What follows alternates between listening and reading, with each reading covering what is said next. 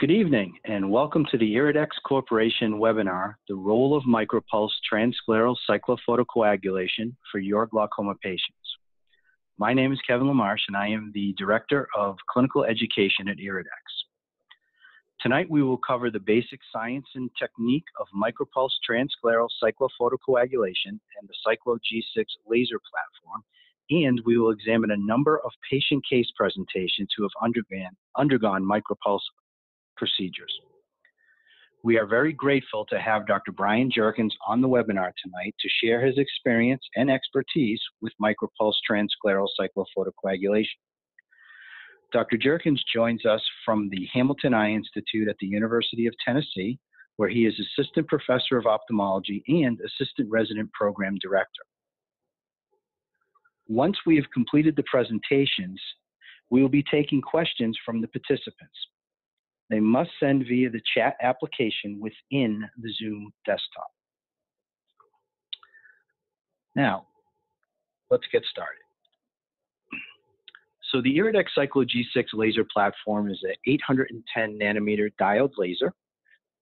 It treats with thermal laser coagulative effects with tissue necrosis, and it operates in two different treatment modes. Continuous wave mode, which utilizes our G-probe and G-probe illuminate delivery devices, and MicroPulse mode, which utilizes our MP3 delivery device. In continuous wave, we have a expanding insult that continually expands based on the duration and the power that you dial into the Cyclo G6. The difference between that and MicroPulse is in MicroPulse, we introduce a very small thermal relaxation period, which allows for a short duration of tissue cooling as opposed to the exponential heat dispersion that you get with continuous wave mode. This allows for 85 to 90% of the efficacy that we see with continuous wave treatments, but at a much lower complication rate. The target tissue for both of these treatment parameters is melanin or pigment within the tissue itself. The melanin particles will heat up and then transfer, like a radiator, that energy to the tissues that are adjacent to it and continue on for the duration of the treatment. It's important to also know that there are other chromophores that will absorb 810 nanometer diode laser energy. Oxygenated and unoxygenated hemoglobin are two of them, and if you do have a subconjunctival hemorrhage or very tortuous conjunctival vessels when you go to treat with this laser, it's important to note that they will absorb some of that energy, and you want to make sure that you avoid those hemorrhages and that you can blanch those vessels so that all the energy desired is being delivered to the target tissue. If you choose to do transillumination using this to highlight the ciliary body so that you can treat directly over it, and you choose to use a marking pen, note, do not apply energy to the marking pen spot because that will mimic melanin and absorb that energy, and you could potentially introduce a scleral burn or a conjunctival burn by doing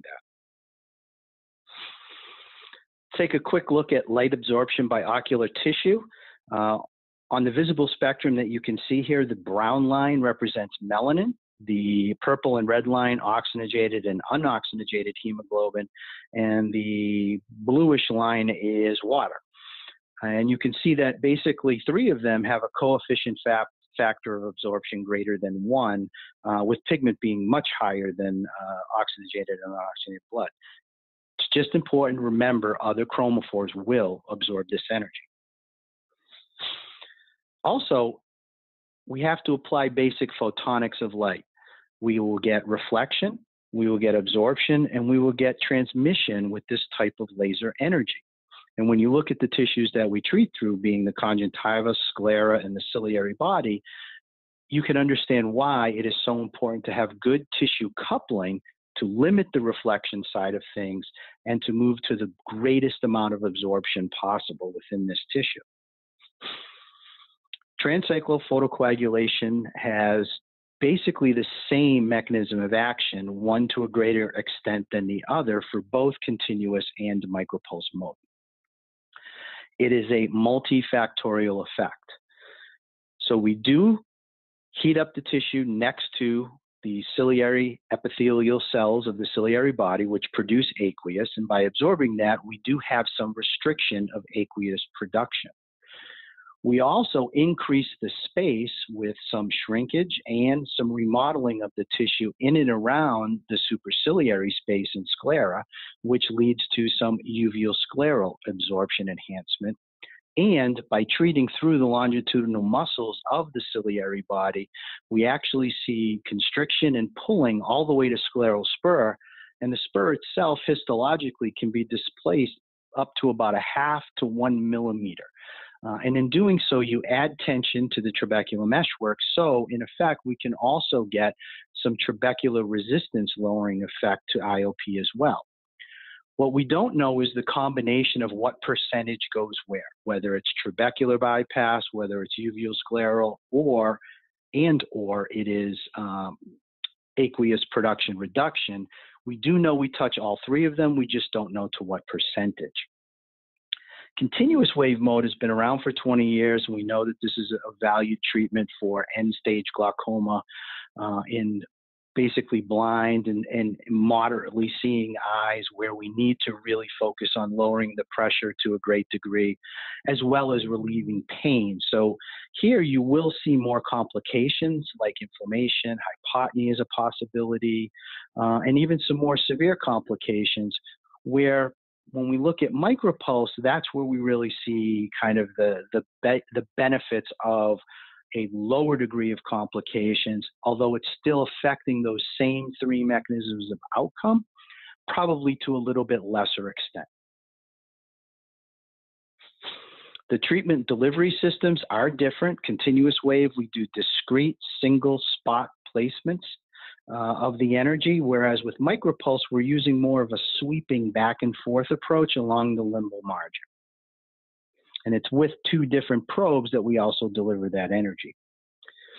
It's also very important to understand how the probe is designed for MicroPulse. There are some engineering perspectives that require things like a liquid interface and some pressure so that you can maintain excellent coupling. In effect, if you look at the picture of the probe, you can see that there is a small bubble fiber in the center. To make this bubble fiber, we need to burn and melt that fiber to create it. When we do that, we actually burn off the insulation and cladding that wraps the fiber and acts like a mirror to move the photons of light down the probe and fiber and into the tissue directly. So with that being removed, 45% of that light energy can now dissipate and be reflected sideways out the probe if you do not use a liquid interface. It's also the reason why we have pressure. Like a pen to paper, we need to apply some pressure with both the G probe and the MicroPulse probe to ensure that we have excellent tissue coupling and transfer of energy. This is just a small demonstration to really show the effects of using the liquid interface versus not using the liquid interface. We'll take the MicroPulse probe and we'll place it in a Petri dish that holds balanced salt solution with an envelope underneath as a target, and you can see how the beam profile will change when you're coupled with the tissue with that liquid interface as opposed to not coupled. And as the probe comes out of the liquid interface, you can actually see the scattering of that photons happen. Here we are out, moving into the liquid interface, and then back out. I'll play that one more time for you. Air coupled with the interface, then moving back out. It's quite dramatic.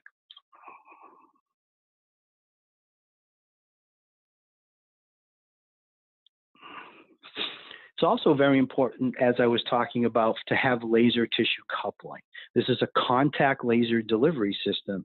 So being in contact with the tissue, being perpendicular and flush, meaning that we're not at any angle so that these photons can escape through scatter, is extremely important. The graph on the left-hand side shows the amount of reflection and then transmission and then absorption if you look at this laser system based on contact. And Here you have about 57, 58% reflection with about 32, 33% transmission. But interestingly enough, you're only getting about 7 to 8% absorption. It's why it's so important. If you do something wrong and you lose energy in the beginning of the procedure, it's going to dramatically affect exponentially the amount of energy that gets absorbed. The graph on the right-hand side shows you just the difference between firm pressure and gentle pressure in terms of the amount of coefficient factor absorption rate that you can produce. So with firm pressure, you're getting close to about 1.1x times the amount of energy being delivered versus gentle pressure. This is why coupling is so important with a contact laser delivery system. When we do the MicroPulse procedure, this is a very good picture to represent proper technique. Slightly off the limbus, you can see a little bit of sclera between the edge of the probe and the limbus.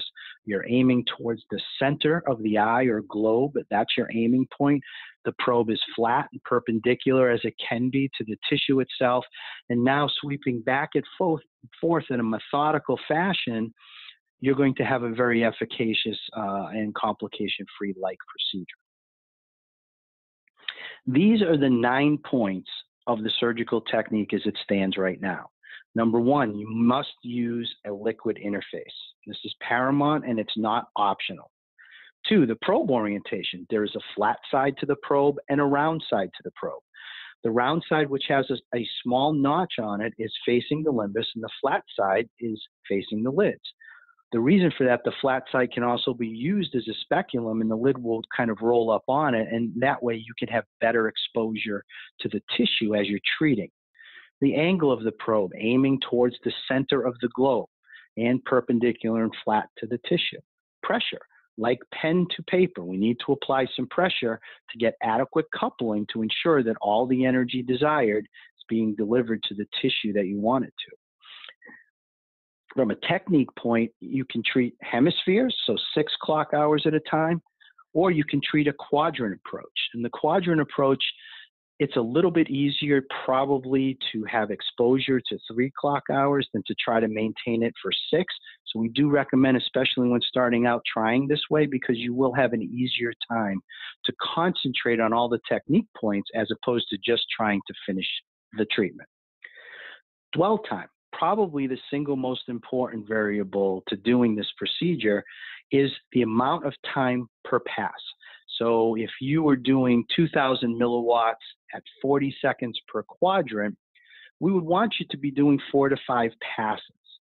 Okay, and that's actually a fairly slow dwell time, almost awkwardly slow. But when you think about how the procedure works, you need to give the tissue adequate time to heat up and transfer that energy. Otherwise, you're going to get a transient response as opposed to a permanent one. Power, 2,000 milliwatt is our standard procedure, and for a duration, either 80 seconds per hemisphere or 40 seconds per quadrant. And again, I think that there was a misconception that this was the end-all, be-all of treatment paradigms. It's not. It's a starting point for you. We tried to get you 85% of the way there for efficacy and safety, but it's very important to do a little bit of optimization and outcome analysis of the patients that you perform so that you can come up with the optimal treatment in your hands on your patients. It's very important, though, is if you do choose to change a variable, you only change one variable at a time. If you don't maintain those proper technique points, these are some of the things that can happen. If you don't use a liquid interface, it could result in the loss of up to about 50% of the energy. If the probe orientation is incorrect, it takes the fiber and it moves it much closer to the limbus, which means that you have the potential to treat iris root, corneal limbal cells, goblet cells, and part of the ciliary artery if you choose to treat over 3 and 9, which we do discourage. Position from the limbus, there again, giving an adequate amount of space so that that cloud of photons and energy is not being directed towards corneal tissue. Angle of the probe. If you're not aiming towards the center of the globe, then that energy could be then defrayed away from the ciliary body and into other tissues, and that could lead to a transient type response. Pressure. We want to have good coupling. If we're not coupled, we're not delivering the right amount of energy. When it comes to hemisphere or quadrants approach, they both work very well. It really comes down to what are you most comfortable with doing. If you get better exposure doing quadrants, then choose that. If you feel comfortable doing hemispheres, it's fine to do that as well. And then the last part, as I briefly mentioned, is optimization, doing outcome analysis, looking at your first 10 to 15 treatments and really seeing where did you end up with the duration of the treatment and how was your efficacy? Did it meet your target? If not, it is appropriate to then go ahead and maybe change either power or duration, but only one, and see what that equates to moving forward. If you gain the desired effect with your first treatments, there's no need to go through optimization, but you could have to do this to get the desired results. Now we're going to move to Dr. Jerkins and his case presentations of MicroPulse transscleral Cyclo Photocoagulation.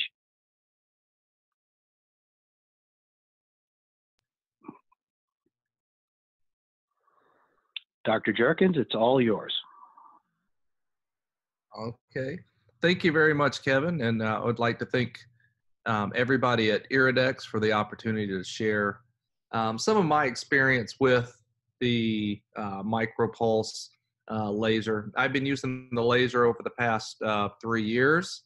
I've found it to be extremely successful in a multitude of cases. As mentioned, I am at the University of Tennessee Hamilton Eye Institute. I am a glaucoma specialist there, and what I'd like to share with you is just some of the instances of when I might use the MicroPulse laser. It's a little different than our traditional CPC. So when do I use it? Really, any glaucoma patient. It can be a patient with mild, moderate, or severe glaucoma, so there's no limitations there. Really, for me, it's whenever I need to advance treatment in any patient situation, whether it be a severe dry eye keratitis sicca patient who's having difficulty with medication or intolerant to some. It can be after an early glaucoma patient who's failed SLT. They could have had previous MIGS surgery, and you take your choice of which MIGS. It can still be used and utilized after any of them that are currently available. It could be a patient who's on maximal medical treatment on multiple drops. They could have had previous filtration or previous tube surgery. So really, any glaucoma patient that walks into your clinic nowadays could potentially be a MicroPulse patient and should be considered as part of your treatment options for them. So just to kind of utilize that, I want to take a look at a few cases and look at it from different types of patients that would walk into my office and some of the different roles that the MicroPulse can be utilized in. So this is the first case we're going to talk about here is a patient here that was referred into me with a history of cataract surgery in both eyes, severe keratitis sicca and dry eye in both eyes. Came to me with a history of severe glaucoma in the right eye, just mild in the left, and had already gone on some SLT in both eyes, but it had a multitude of surgeries in the right eye. A failed trabeculectomy, already had an Ahmed valve placed that had already exposed twice. The Ahmed valve was subsequently had to be removed, and they've now had a second Ahmed placement in that right eye, and also had MP3 in the right eye after everything they've gone through, and still complained of a little bit of ocular irritation, but was compliant with their current medication. So this patient's been through a lot in one eye. Past medical history, just a little bit of hypertension, hyperlipidemia with the appropriate medicine for those conditions. Their ocular history, though, Tmax of 41 in their more severe eye, 28 in the left eye, a normal pachymetry and cataract surgery, as we mentioned.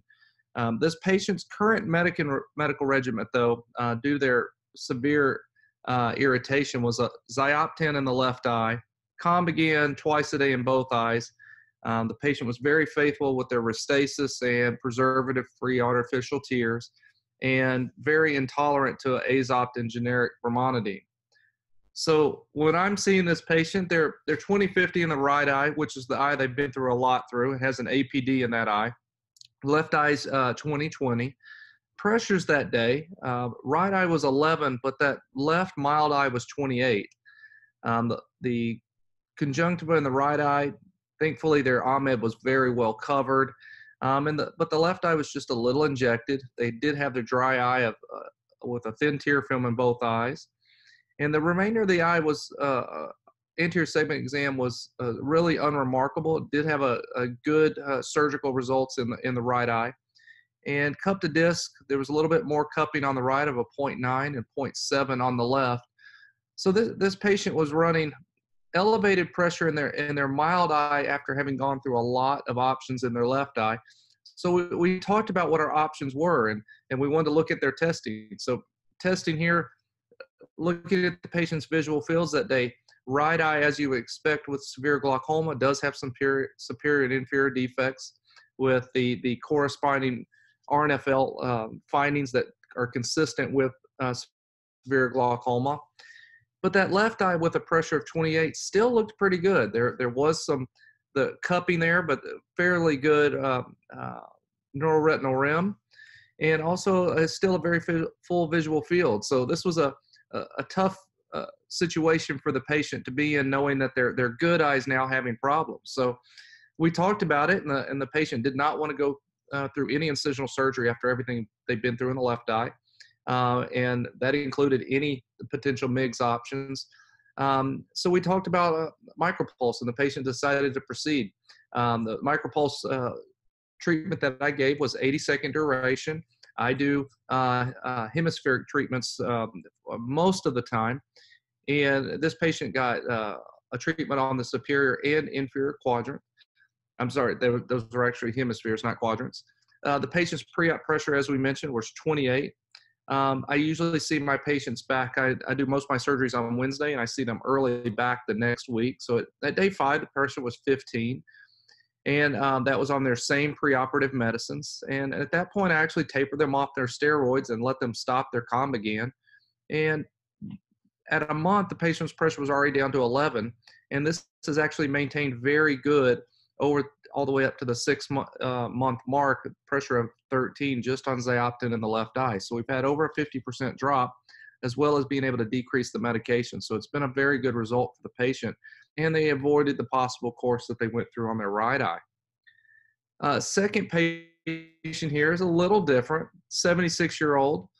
He's got a history of ocular hypertension, but he's had a history of some progression on the OCT imaging from their baseline that was done about 3 years ago. This patient's very intolerant to medication in the past, and for that reason, they have had SLT in both eyes. The patient still does complain of some irritation as well as burning with the medication, but very compliant patient. This patient does have diabetes, some hypertension, has a history of a stroke in the past, but is well controlled on their appropriate diabetic medication, as well as still on a anticoagulant with their history of stroke. Tmax in the past was just above 30s with a little bit of a thin normal pachymetry. This patient has had cataract surgery in the distant past. This patient's current medication, Lumigan and Combigan in both eyes, again with Restasis and preservative-free artificial tears, so kind of another patient with ocular surface kind of issues. And not very infrequent to see in my clinic is a patient who has tried a lot of medications and having trouble with them. This patient has tried most everything that's out there, latanoprost, Travatan, dorzolamide, brimonidine, Combigan, and none of them are very comfortable to the patient. They are currently taking Combigan, but that's just to try to tolerate anything they can currently. So this patient is 20/25 in both eyes. Pressures, though, 25 in the right, 27 in the left. Exam really unremarkable anteriorly, except for some dryness and mild injection in both eyes, and some mild to moderate cupping of 0.55 in the right and 0.6 in the left. So this ocular hypertensive patient, as we would expect, does have, thankfully, good full visual fields and fairly normal OCT imaging here. So what do you do with this patient? So they're intolerant to some medicine on a prostaglandin and a combination, but not tolerating them well. Had SLT in the past, so we talked about our options. We don't want to be running that high in the high 20s. So we talked about a repeat SLT, but rather than talk about incisional surgery, we opted for MicroPulse, which I thought was a great choice for this patient. Again, this patient had an 80-second duration of 2,000 milliwatt power, treatment both superiorly, and in this patient, I went ahead and gave 2 treatments inferiorly. Preoperative pressures, again, 25, 27. Post-op day 5, they're on their current preoperative medication. My standard protocol right now is I add Maxitrol 4 times a day for about a week and then taper. And at day 5, the pressures were not too impressive at day 5, but after tapering the steroid and allowing them to heal a little bit, by 1 month, the patient's already getting a nice significant drop in pressure down to 15 and 11. This stayed rather consistent up to month 6, and we were able to actually stop the comb again after the first month, and this patient's again been able to maintain pressures essentially in the mid to low teens in both eyes, just on Lumigan in the right eye and actually nothing in the left eye. So this patient's been very happy, and actually not only pressures are good, patients who don't tolerate good a lot of their medication, they really benefit from being able to stop some of their topical anti-glaucoma medicines. And so this patient is actually doing very, very well.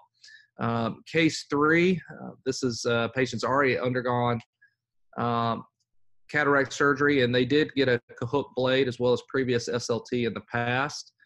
Again, patient in this case is able to tolerate their medication, but due to age, this is an 81-year-old, they're starting to have a little bit of difficulty with forgetfulness, which is another issue with compliance in a lot of patients. The patients had a history of many strokes in the past, some mild dementia, partly from that, and just their normal pathology, as well as some arthritis, which can also be a difficulty with some of their medication. Patient is currently on Aricept, but not much else except a multivitamin and some aspirin. They've had a Tmax pressure just above 30 in the right eye and around 28 in the left with normal pachymetries, and as mentioned, the surgery and lasers as before. Current ocular medication on Travatan and Ropressa as well as dorzolamide. This patient doesn't tolerate Vermonidine and Timolol, more for systemic reasons than ocular surface in this patient. So this brings up another type of class of patient where this might play a part.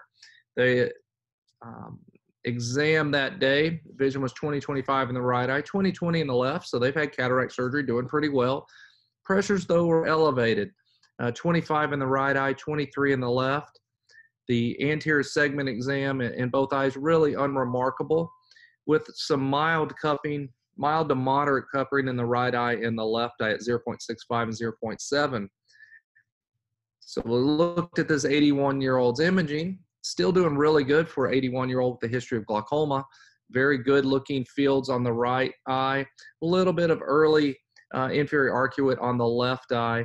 And the OCT imaging does tend to correspond with the findings that we were getting both on my exam as well as on our visual field findings. So the patient does have glaucoma here, but for an 81-year-old doing fairly well, but pressure still running a little bit high. So this brings up another option. This patient really didn't want to go under any more incisional surgery, and then I can't disagree with them at their age, but there is this concern that they may not be able to stick with the medicine, even if we were able to find them a good regimen. And this also would extend to postoperative medication. Just because we did a very good surgery, they may have difficulty with compliance for several weeks postoperatively. So we talked about MicroPulse as an option. The patient elected to proceed. Again, what I consider my standard, which is very similar to what IRIDEX recommends, of 80-second duration. I do the 2,000 milliwatt power. Again, this patient got 3 treatments, 1 superior and 2 inferior. I actually did both eyes about a week apart. Again, our preoperative pressures on travotan, ropressa, and dorzolamide of 25 and 23. At day 5, on the preoperative medication plus Maxitrol, we were already getting a small improvement in pressure. But where I really see the drops in pressures are usually several weeks later. So stop the postoperative medication with mild steroids. By 1 month, we're down to 13 and 12 in both eyes. I slowly take away medication. And this patient, we've been able to lower their drop regimen just to travotan at bedtime and having pressures of 13 and 14 at 6 months. And that's actually a big improvement both to their quality of life of only having to remember 1 drop, not to mention a very good drop in their pressure to maintain that good visual field that they have. The 4th case here, again, this patient's had a history of SLT. They've already had cataract surgery in the past, and they just do not like to take drops. Every time they put a drop in their eye, complains about burning and redness. And these are some of my favorite patients. It doesn't matter what they've tried, they don't like it. And probably for good reason that some of the topical medications have their own issues, but we've all had that patient who it doesn't matter what drop you give them, there's something wrong with it, or it's causing them a problem. So they've tried all of them. They've actually aggressively treated their dry eyes in the past. This patient had an SLT in the past, but really didn't like it and said that even that made her eyes feel really irritated and very light sensitive. Patient did have a history of fibromyalgia as well as hypertension. Currently on Lyrica, losartan, multivitamin, and they're doing everything for their dry eye. They've even tried fish oil, and that's not helping them that much. Their current, their T-max in the past was 36 in the right eye, 31 in the left eye.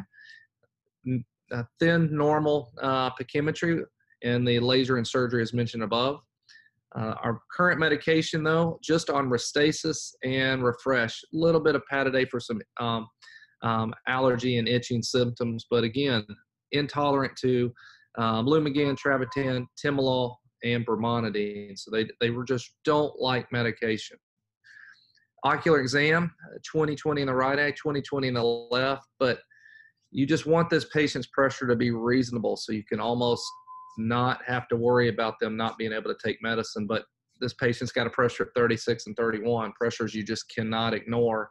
Ocular exam is what you would expect with somebody with some dry eye issues, a little bit of injection and some inferior drying in a thin tear film.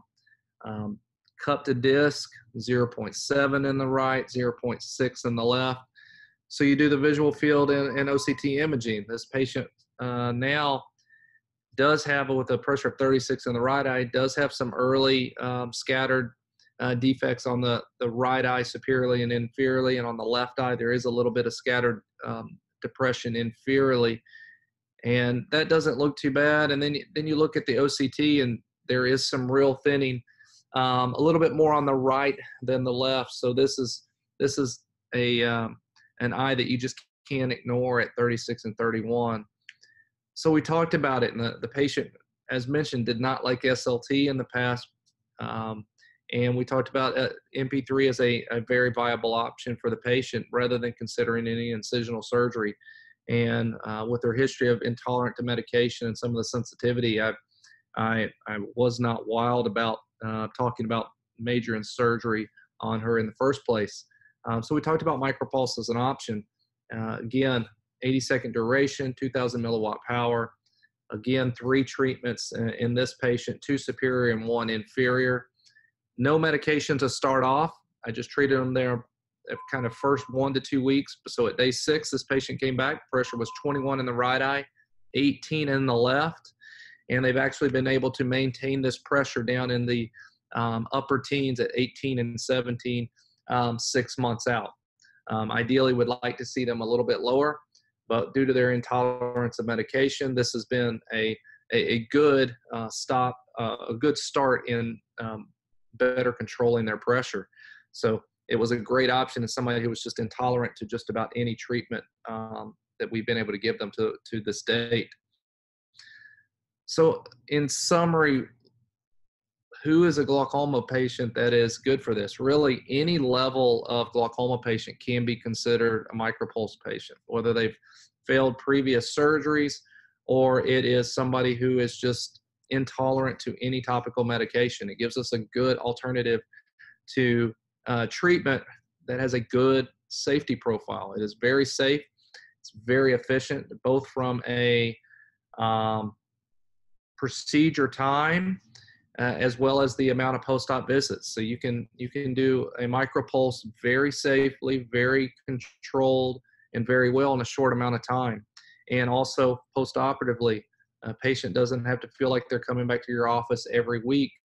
You can make the appropriate post-operative adjustments and see them back at a much more spread out interval than what something would be similar in the past. So this makes it a very limited and easier post-op course for both the patient and the doctor.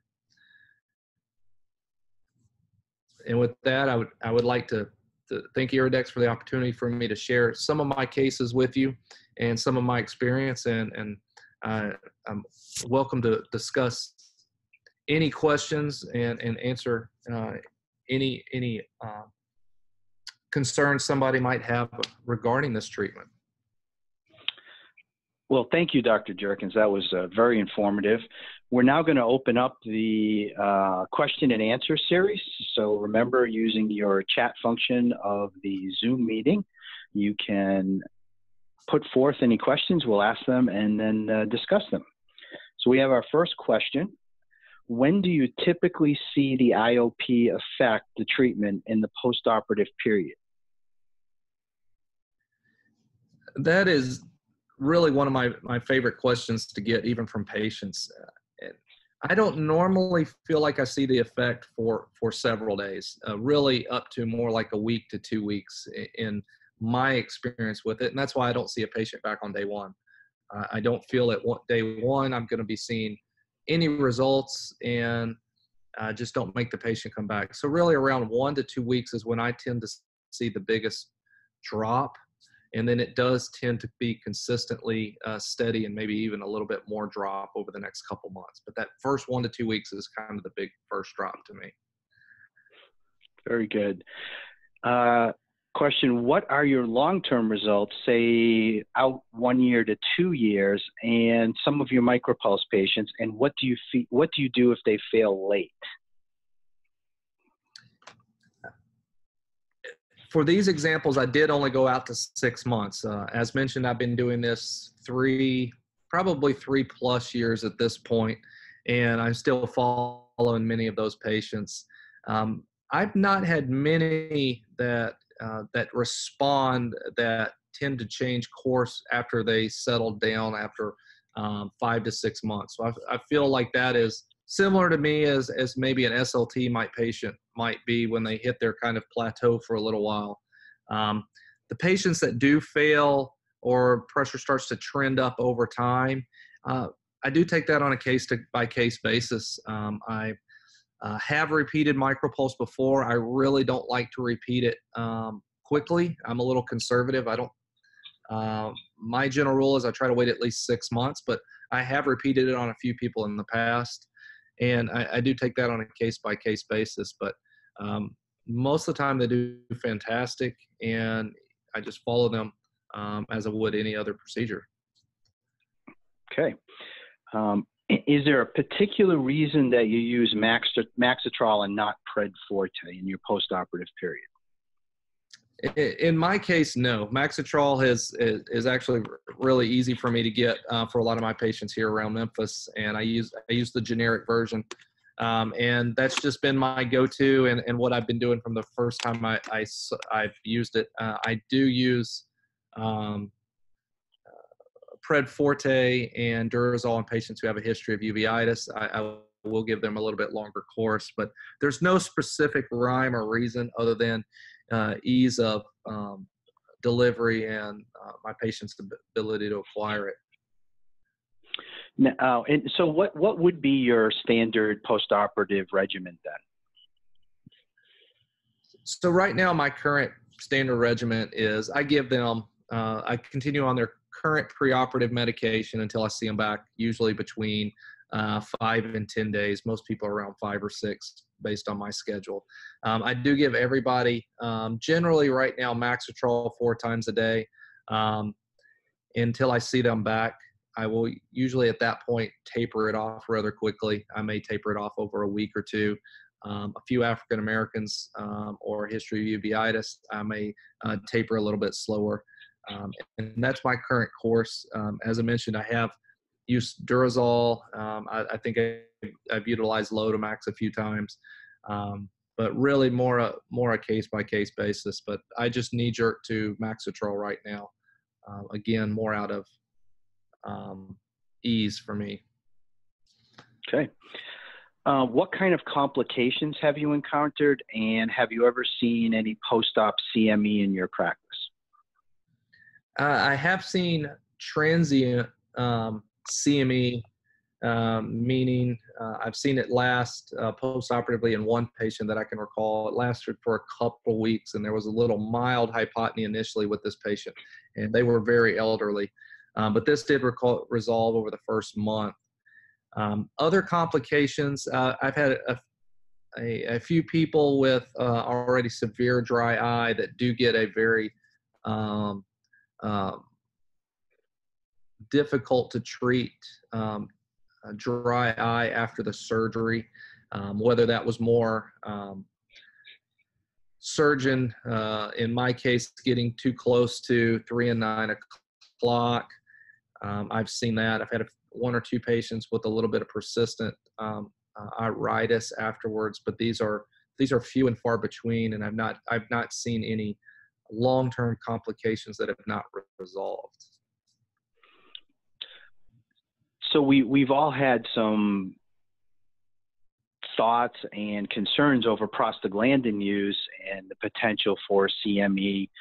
When you recommend MicroPulse to your patient, do you do a macular OCT on everybody to try to weed out potential CME cases that maybe are subclinical or just have a small amount, you know, being an inflammatory treatment and potentially kind of stirring that up afterwards?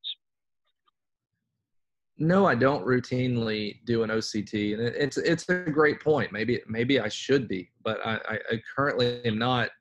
Just in the same way, if I treat somebody with a prostaglandin, I'm generally not doing a pre-op OCT, but I am looking for reasons that they might have it.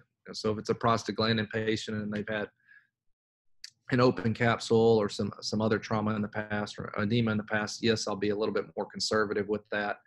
I have done it on some patients with diabetic patients, certainly who've had neovascular and had a tube in the eye. And I find MicroPulse to be absolutely a great option after a failed tube. And a lot of these diabetic patients do have macular edema, and I've not really seen where it's adding a lot of macular edema. So it may be something that I should be more routinely doing OCT preoperatively, but I'm currently not. But if they are dropping vision afterwards, it is something that I will screen for more post-operatively. Okay. What would be the longest follow-up that you have, or the longest patient out from MicroPulse so far in your practice? In my practice, I probably have several that are 3+ years out at this point. I've been thankful to have lots of patients continue to follow me. So I have several that are probably 3 years out at this point. And are they still, you know, well maintained? Have you had to retreat? You know, where are they sitting pretty much in their course of history? Many of these patients are very stable. I tell a lot of patients it's still probably a lot of those 3 years ago were still kind of in my learning curve. And Kevin, as you mentioned on actually some of the actual technique, that's probably the biggest thing that's made a change over the last year or two is actual getting better at dwell time positioning so that I don't feel like I have to retreat like I used to. When I first started out, I would actually tell people, okay, about 50% of the time we're going to get the pressure where we want. And then there's, you know, the other 50%, a significant amount of those are going to need potentially a second treatment. And then there's a small percentage, like many glaucoma procedures, where we just have to try something else. So I do think there was probably a fair amount in that first group when I was kind of in my learning curve of more how to do the technique that would have had some more treatments. But currently, I cannot remember the last time I had to retreat on a MicroPulse. Okay. Do you take pigmentation into consideration as you're treating your patients? And I know that from a continuous wave treatment, there is a technique Dr. Gasterlin had basically spearheaded where they do look at iris color and they do try to equate that to pigmentation and make changes based on that in terms of power and duration. Do you take that into consideration with MicroPulse? I do a little bit of decreasing the duration. I think I've decreased it on a few people that I was worried about that, but I have not been playing around with the power. And on the other side of that is the treatment time is probably the one variable that I'm playing with the most, because there are so many subtle things that are playing into the part. I'm working more on technique and adjusting my time. So, for instance, if I'm concerned about a patient might not have a lot of other options, but we don't want to over-treat this patient potentially, I may only use seconds or I may only treat just the superior hemisphere. I'm trying to treat somebody and get a drop in pressure, but also this isn't somebody who needs an enormous drop in pressure, and I don't want to potentially cause a hypotony. Okay. Have you used a G probe and done continuous wave procedures, and how did you settle on MicroPulse as your procedure of choice? I've done G probes in the past. I don't think I've done one in the past 2 years, but I had utilized those a lot in the past. And as we're all traditionally taught and are used to doing it, that is more a end-stage glaucoma procedure, very high pressures, no other options, blind eye kind of treatment that frankly is, even when done correctly, does have some discomfort and some post-operative pain. And once I started doing MicroPulse and I compared them back and forth a little bit, the MicroPulse patients not only were doing great, but they were extremely tolerant of the procedure. And that's what sold me on, I'm getting great results. So even on the patients who I might traditionally do a G probe on, I might as well still do a MicroPulse. I'm going to get great results, and it's not going to be a difficult course for the patient. I do most of mine under just a very light sedation, and I joke with my patients, 90% of them are going to wake up right after a little bit of sedation, and they always ask, when are we getting started? So it's a very pleasant, quick experience for the patient, and that's what's kind of tipped me over, is I'm getting predictable results, maybe even more predictable than a G probe, minus the post-operative complications, and the patients just tolerate it extremely well. So I don't really do G probe at all anymore. Okay. Brian, interestingly enough, one of the next questions was about anesthesia and your anesthesia of choice, and I hear you mentioned mild sedation. Is there any reason why you're not doing a peribulbar or retrobulbar and you've chosen mild sedation? Are there risks or rewards with either or? Well, the way I do it both ways. I would say more the standard way I do it is I do it in our ASC, usually quickly between some other patients while they're maybe setting up another room. I try to flip 2 rooms when I can. They would give generally a little mild dose of propofol if the patient's very healthy, and I'm literally sitting there talking to the patient while they're getting a small dose. As soon as they become, the anesthesia hits them, I generally preoperative before I do the MicroPulse, we'll do a small retrobulbar block, more for a little bit of proptosis for me, and well as a little bit of potential postoperative pain. And then I do my MicroPulse procedure very quickly while we're all there. And then I give them a little bit I put a patch on the eye for a couple hours, and that's it. that's the way I do it traditionally currently, but I have done it what I would call topically in many patients. Maybe they're not a great anesthesia patient, or they have various reasons why we need to do it now. I've done it in clinic several times, just under topical sedation, but or I'd say topical and subconj sedation, but it takes a little bit of time. It's the patient who I systematically numb up over about 30 minutes and then kind of cherry pick their ability to tolerate a little bit of pressure on their eye for a few minutes. So I think it is a topical procedure if you have a good patient, but a little bit of mild sedation makes it just extremely easy for them.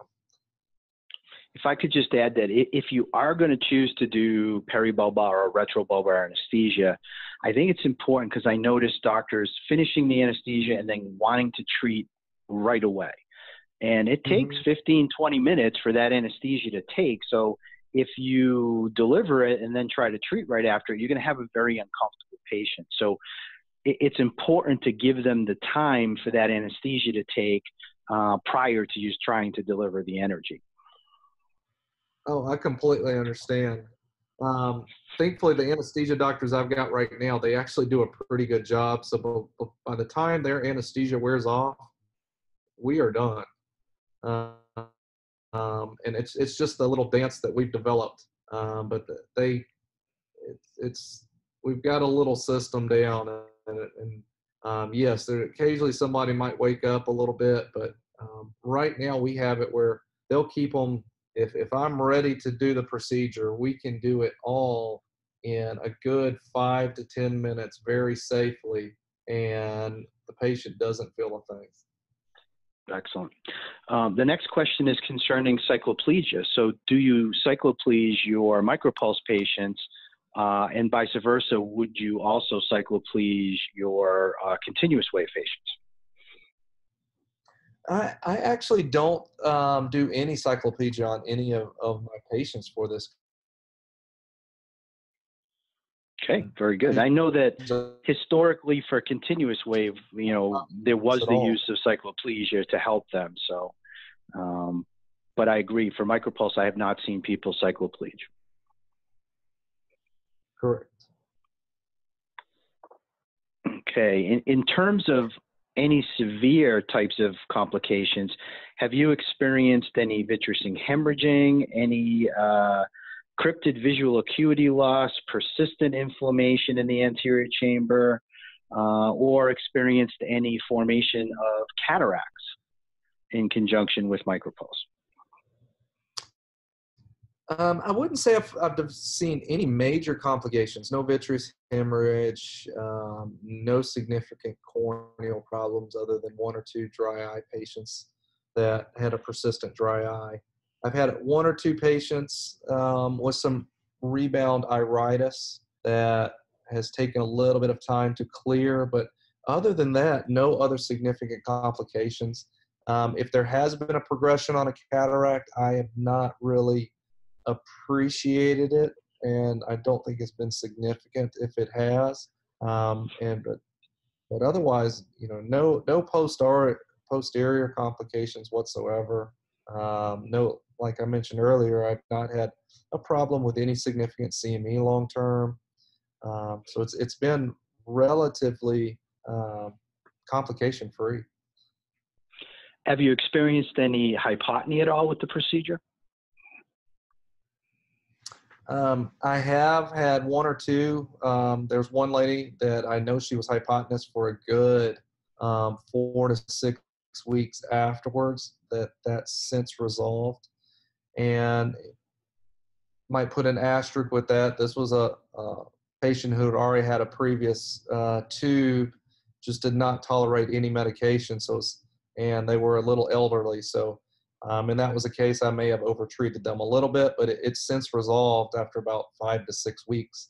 I've not had a patient with persistent hypotony with this, and that's not something I could say in the past with G probes.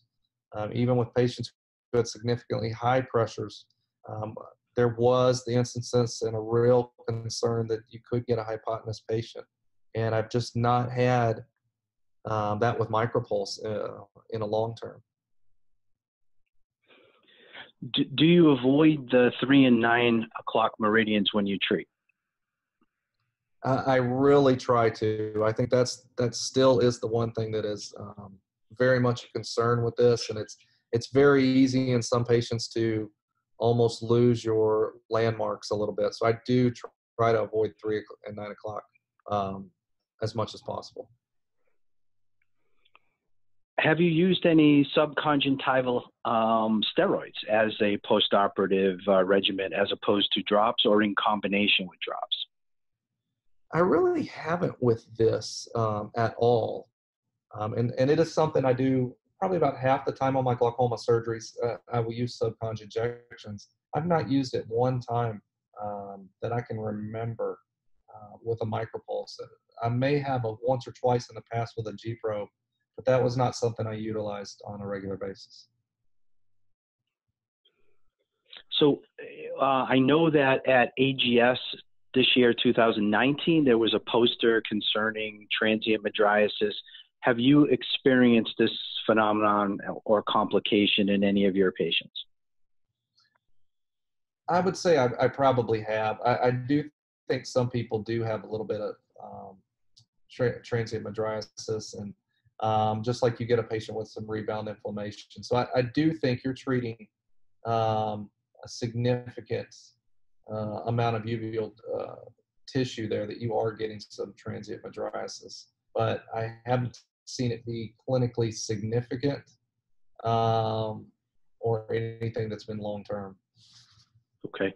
And if anybody's interested, the poster was by Dr. Sean Lin of UCSF in San Francisco, and it was presented at the AGS meeting this year, 2019, if you want to look it up. How about phakic patients? Are you comfortable treating phakic patients, and have you done any combination cataract with MicroPulse procedures? I am comfortable using it with phakic patients because, like I mentioned earlier, I really haven't seen it cause a progression of cataract, and it's really, for the most part, very minimally inflammatory. So I think it is safe to use it in most cataract patients. I've not used it in combination with phaco, although I've used it in combination with some other glaucoma procedures. I've used it in combination with a hook blade before, and I've used it several times in combination with tube shunt placement. And had no major problems with either case. Two-part question. Number one, do you treat uveitic glaucoma patients with MicroPulse? And two, do you have any experience with congenital glaucoma and MicroPulse? I've treated 1 or 2 mild uveitic patients with MicroPulse, and these were patients who had already had previous tube shunts. That is still a subset of glaucoma that I'm really cautious of with anything inflammatory. But if they've had a previous tube shunt and they're actually fairly well controlled, I have used it in those instances. With congenital glaucoma, I have not had any significant experience in that setting at all with MicroPulse yet. Okay.